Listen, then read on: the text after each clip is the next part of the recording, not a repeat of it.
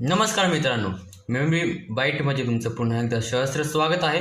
आपण मागे स्प्रेडशीट हे पाहिलं. आता काय पाहू आपण?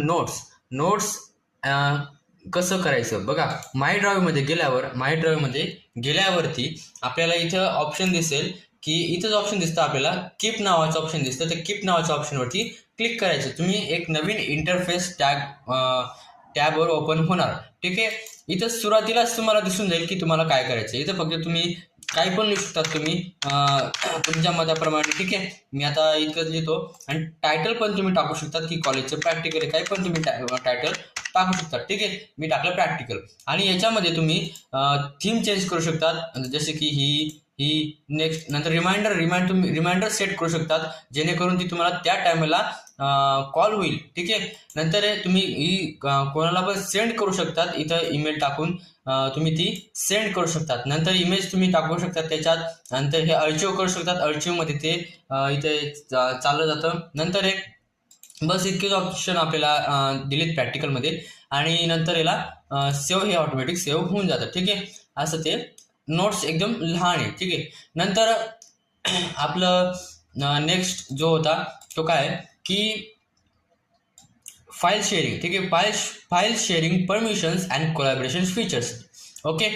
आता फाईल शेअरिंग जी आपण बनवली, स्प्रेडशीट आपण ती बनवली, ती फाईल शेअरिंग करताना परमिशन कशी द्यायची ते आपण बघू की परमिशन काय असते.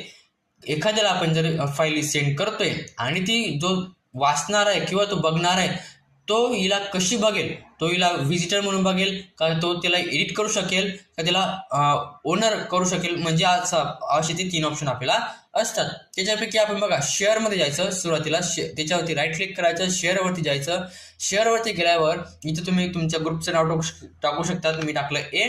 ठीक आहे. बघा इथं खाली ऑप्शन दिलेलं आहे. जर तुमच्या इथं ऑप्शन नसेल तर इथे तुम्ही एनीवन विथ द लिंक करून द्या.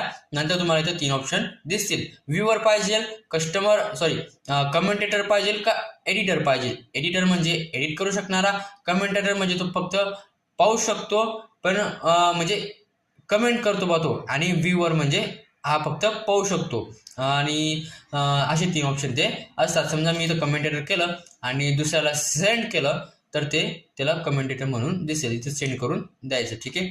आणि नंतर बघू आपण नेक्स्ट प्रॅक्टिकल पुढच्या भागात. इथे मी थांबतो. धन्यवाद.